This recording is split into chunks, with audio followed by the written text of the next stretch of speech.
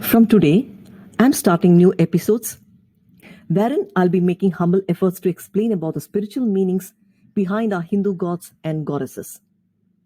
And today, I'm speaking on Lord Brahma. Brahma is the first Trinity god. See, among the three Murtis, we know that Brahma is the creator, and Vishnu is the protector, and Shiva is the destroyer. In this episode, I'll be speaking mainly on Brahma. So let's find out answers as to who truly is Lord Brahma. Why is he shown with 4 heads? And why did Shiva chop off his 5th head? And why does he emerge from the navel of Vishnu? And why does he marry his own daughter Saraswati? And why is he picturized as an old deity with white hair and long white beard? First of all, everything that is referred in our Hindu scriptures, it always has a symbolic meaning. Here, Brahma is not a form as such. Brahma means a dimension. He is the creator, and his creation is called the Brahmand. Brahman means the universe. Universe means the material world. So whatever that is seen and unseen, from the gigantic galaxy to the smallest atom, everything from you, me, and all the things around us, everything is just matter. Even our thoughts, even our mind is matter. Now, what we should know here is that what is that lies beyond matter? What is that energy which has created this matter? And we know that Brahma is that beyond energy which has created you, me, and this whole universe. That is the Brahmand. So, Brahma is the beyond or the 5th state of existence. Now, we know of these 3 dimensions or the 3 states of existence. That is the waking state. That is the awareness of our day-to-day worldly life state. And then the 2nd state. That is the dream state.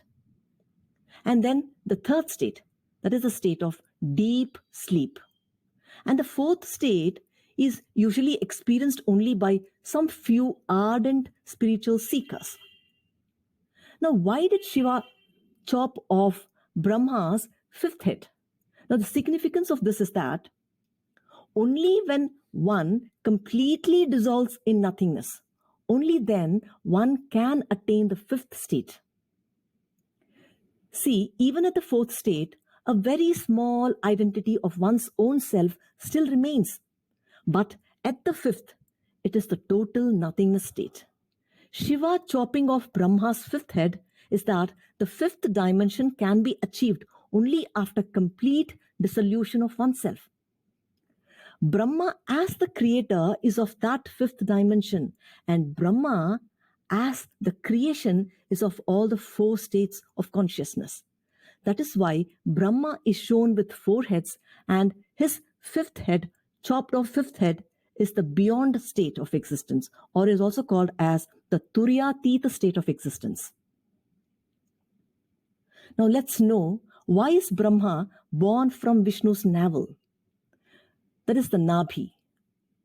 Let's know the Nabhi's significance here. Do you know that the navel is the center of the universe? Okay, I'll talk about the significance of the navel in some other episode because it's quite a deep subject.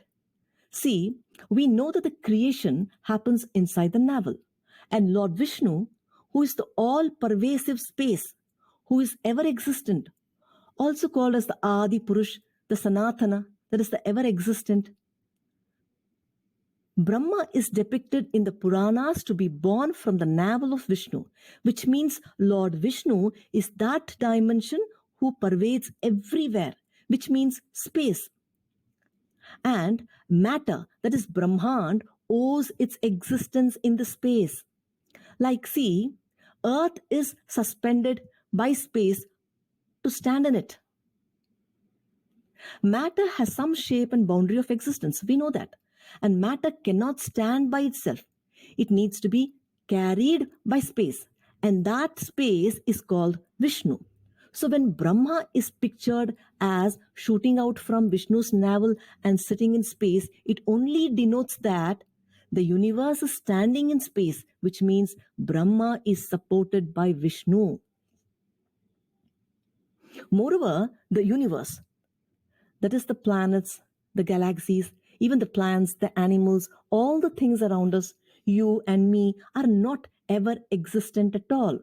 Because matter is under the control of time. Time means yesterday, today, and tomorrow. See, a flower was a bud yesterday, and it is fresh and young today, and it will be dull and old tomorrow. See, appearance is definitely not a parameter here.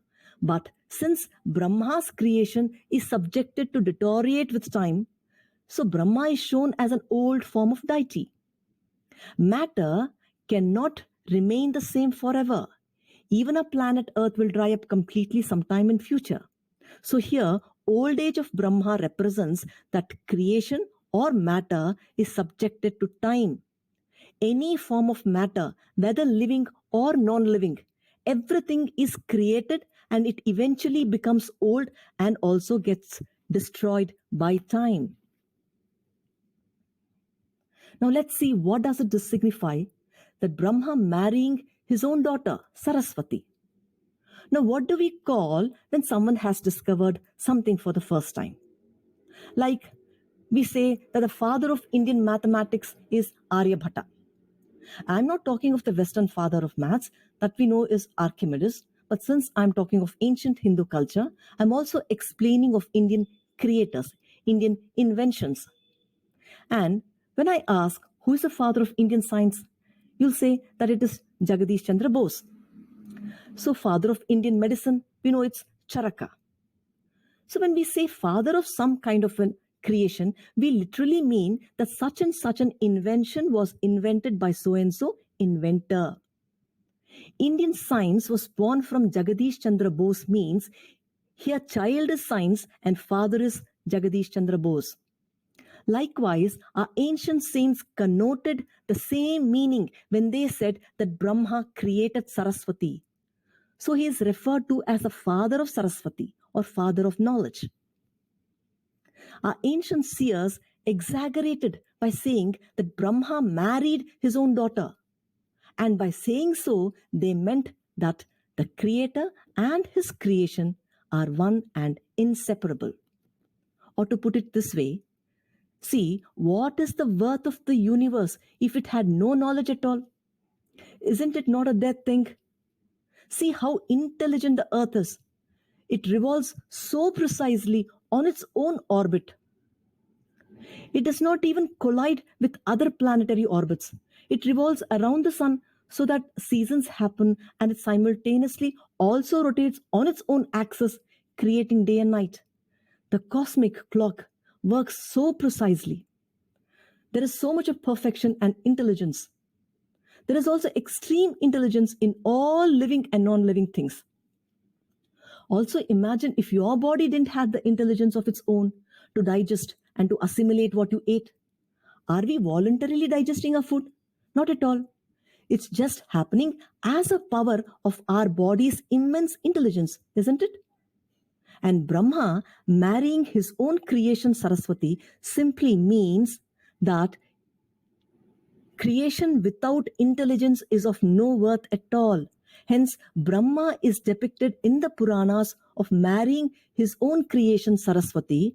It symbolizes that matter without knowledge is of no worth, and that is why they are bonded together, or to say that they have married to one another. See, exaggeration is a part of every mythology, in every tradition. And even in our Puranas, the characters in them have some exaggerated versions of themselves. So exaggerations should not be misunderstood. Rather, we should appreciate our ancestors' depth of understanding truth in its pure and supremest form. And thank you now for listening.